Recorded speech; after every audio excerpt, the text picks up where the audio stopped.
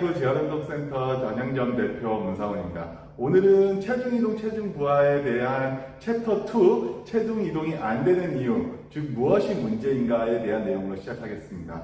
전문적으로는 이런 거를 클리니컬 리즈닝 임상추론이라고 합니다. 저번 영상에서 체중이동과 체중부하에 대한 의미, 그리고 차이, 그리고 체중부하의 정도를 어떻게 확인, 평가하는가에 대해 설명하였습니다.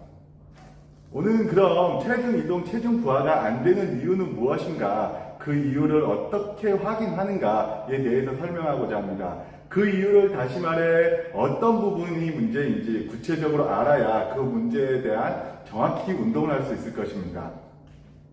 우리가 보통 운동을 할 때 흔히 말하는 똑바로 체중을 주세요 라고 하면서 전체적으로 체중 주는 연습을 많이 하죠. 근데 이렇게 연습하는 것은 상태가 좀 괜찮은 사람한테 하는 연습입니다. 무슨 말이냐면 그렇게 전체적으로 연습이 가능한 사람, 다시 말해 그렇게 운동할 수 있고 그렇게 운동에도 효과를 가져올 수 있는 사람, 즉 상태가 괜찮은 사람들에게 많은 운동이 되는 거죠.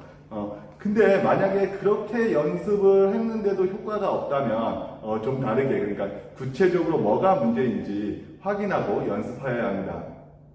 예를 들어 우리가 영어 공부를 계속하는데 성적이 오르지 않는다면 그냥 그렇게 계속 공부하진 않겠죠. 뭐가 문제인지 확인하고 공부할 겁니다.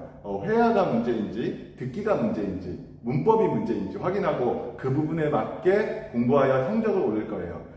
만약에 다 문제라면 그 중에 뭐부터 할지 하는 게 좋을지 결정하고 가능성이 있는 부분을 선택해서 공부하겠죠. 마찬가지입니다. 우리가 오랫동안 체중부하 연습을 했는데 효과를 보지 못했다면 뭐가 문제인지 구체적으로 확인하고 그에 맞는 운동을 해야 집중적으로 연습이 가능하고 그리고 효과를 볼 수 있습니다. 무슨 말이냐면 다리로 봤을 때 힙 조인트가 문제인지, 니 조인트가 문제인지, 앵클이 문제인지, 그리고 그 관절이 조인트가 정해졌다면 플렉서가 문제인지, 익스텐서가 문제인지, 아니면 에리덕터가 문제인지, 어덕터가 문제인지 그걸 확인하고 그에 맞는 운동을 집중적으로 해야 그 부분의 기능이 증가하는 효과를 볼 수 있을 거예요. 그걸 확인하는 과정을 클리니컬 리즈닝이라고 하고요. 임상 추론이라고 합니다. 리즈닝의 리즌, 말 그대로 이유고요. 그 이유를 임상적으로 확인해야 하는 과정입니다. 그래서 그 이유가 뭔지 어떻게 확인하느냐인데요. 1편에서 말씀드린 대로 체중 이동은 운동성이라고 얘기를 드렸고요. 그리고 체중 부하는 안정성이라고 얘기를 드렸습니다. 이거를 우리가 이제 다른 우리 전문용어로 이걸 모터 컨트롤 스테이지라고 하죠. 그래서 모빌리티, 스테빌리티가 되는데요. 여기 말 그대로 운동성이라고 하는 것은 말 그대로 움직임이 일어나야 되는 거잖아요. 그러면은 움직임이 일어나려고 하는 근육들은 즉 이걸 아고니스트라고 하죠. 주동근들은 당연히 수축을 해줘야 됩니다.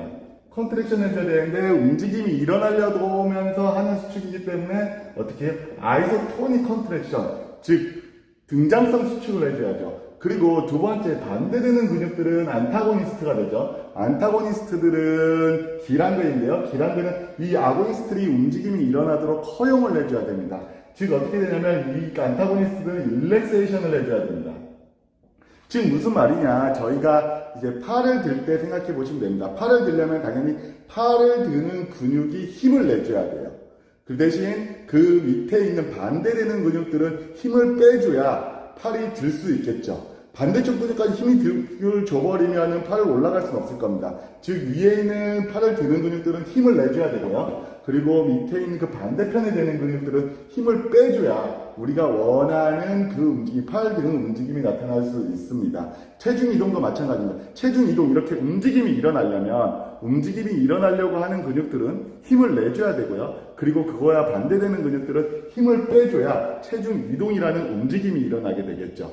그리고 두 번째로 안정성, 웨이트 베어링, 즉 체중 부하의 안정성은 위에 있는 말 그대로 두 가지 근육이 코컨트랙션, 협력 수축이 일어나줘야 돼요. 그죠? 아까 말한 것처럼 드는 근육과 이 힘을 내는데 밑에 있는 근육도, 내리는 근육도 힘을 준다면 이 자리에 딱 멈춰 있겠죠. 이렇게 해서 위아래가 움직이지 않는 안정성을 확보하게 됩니다. 저희가 체중 부하를 되고 나서 체중 이동이 된 다음에 체중 부하가 되고 나서 여기를 가만히 멈출 수 있는, 유지할 수 있는 능력은 이 주위에 있는 근육들이 다 같이 힘을 평형을 맞췄을 때 이 체중 부하, 즉 안정성을 확보할 수 있게 되는 겁니다. 그렇게 해서 체중 이동과 체중 부하의 이 부분에 대한 문제를 확인하셔야 돼요. 대표적인 문제는 이완이 안 되는 강직 같은 이유도 있을 수 있겠지만 가장 큰 이유는 뭐예요? 근력 약화입니다. 힘을 내려고 하는 이 주동근이 힘을 수축을 하는 근력이 약화돼서 안 될 수 있고요. 그 약화가 여기에도 그대로 미치게 되죠. 체중 부하할 때는 이 근육뿐만 아니라 반대되는 근육까지 힘을 같이 줘야 되는데 그 근육의 힘이 약하기 때문에 당연히 체중 이동도 안 되고요. 그리고 체중 부하도 안 됩니다. 그래서 첫 번째 문제는, 가장 큰 문제는 여러 가지 이유가 있겠지만 근력 약화가 가장 큰 문제가 된다. 이렇게 해서 어쨌든 전체적인 이 부분에 대한 거를 이제 확인해 봐야 되고요. 두 번째로 그럼 이 문제가 어느 부위에 의해서 나타나는지를 확인해 봐야 됩니다. 예를 들면 체중을 다리로 줄 때 다리에는 관절이 있죠. 힙 조인트, 니 조인트, 앵클 조인트. 이 부위 중에 어디가 가장 큰 문제인지 또는 가장 효과가 좋은 부위인지 확인해야 합니다. 전체적으로 문제이겠지만 그 중에 효과를 보려면 그 중에 어떤 걸 타겟으로 하고 그 부분을 집중적으로 훈련시켜야 그 훈련의 효과를 볼 수 있습니다. 그러면 관절의 부위를 어떻게 확인하느냐인데요. 우리가 클리니컬하게 임상적으로 할 수 있는 방법으로는 하지의 관절들을 살짝 분리해서 확인해 볼 수 있습니다. 어떤 표현이냐면 이렇게 닐링 자세를 취해서 확인해 볼 수 있습니다. 닐링 포지션으로 하게 되면 앵클 조인트를 내 체중을 받치는 데서 뺄 수 있죠. 즉 이렇게 이 상태에서 체중 이동, 체중 부하가 잘 된다면 예를 들어서 이 상태에서 내가 한쪽 다리를 들어서 이쪽에 왼쪽으로 이 체중 부하를 받칠 수가 있다면 이걸 받치고 있는 힙 조인트에는 문제가 없는 거죠. 그렇다면 이걸 잘 받치고 있다면 나중에 저희가 타겟을 잡는 거는 앵클 조인트로 목적을 잡을 수 있을 것입니다. 하지만 이 자세에서도 이쪽에 체중 부하를 이동 및 체중 부하를 제대로 줄 수 없다면 힙 조인트에도 문제가 있다는 것을 확인할 수 있겠죠. 이러한 과정을 통해 어느 부위인지 그리고 어떤 작용에 문제가 있는지 확인하여 어떤 훈련이 가장 최선인지 생각하는 과정을 클리니컬 리즈닝이라고 합니다. 그래서 이러한 과정을 통해 그 부분을 집중적으로 반복적으로 운동시켜야 좋은 효과를 볼 수 있게 되는 것이죠. 때로는 전체가 다 문제일 수 있습니다. 그렇다고 우리가 흔히 하는 운동처럼 전체적으로 체중 주는 연습을 한다고 전체가 알아서 좋아지지는 않겠죠. 다른 효과를 얻기는 어려울 겁니다. 전체 중에 어떤 부분을 먼저 집중적으로 할 건지 결정을 해야 하는 거죠. 결정을 하는 여러 가지 이유가 있겠지만 그 중에 한 가지를 설명드리면 이론적으로 보행 시 체중 부하를 가장 많이 주는 구간은 한발서기 하는, 즉 미드 스탠스, 터미널 스탠스입니다. 이 구간에서 가장 많이 작용하는 근육은 힙 조인트 주변의 힙 에비덕터입니다. 그래서 체중 이동, 체중 부하를 위해 가장 많이 훈련되어야 하는 근육은 힙 에비덕터일 수 있습니다. 그래서 그 이상으로 다른 특별한 문제가 없다면 힙 에비덕터를 접근하는 것은 이론적으로 타당한 이유가 될 수 있고요. 즉 좋은 접근이 될 수 있습니다.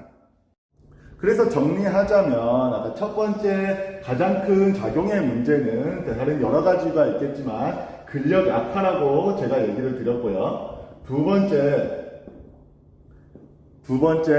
우리가 가장 힘을 많이 작용하는, 정상적으로 가장 많이 힘을 작용하는 근육은 힙 에비덕터라고 말씀을 드렸습니다. 그러면 우리가 체중 이동, 체중 부하가 안 되는 분들에게 힙 에비덕터 테스트, 근력 테스트를 해가지고요. 만약에 거기에 근력 약화가 있다면 다른 것보다 우선적으로 힙 에비덕터를 증가시키면 아마 기본적으로 그분들의 웨이트 시프팅, 웨이트 베어링의 능력을 향상시킬 수 있을 것입니다.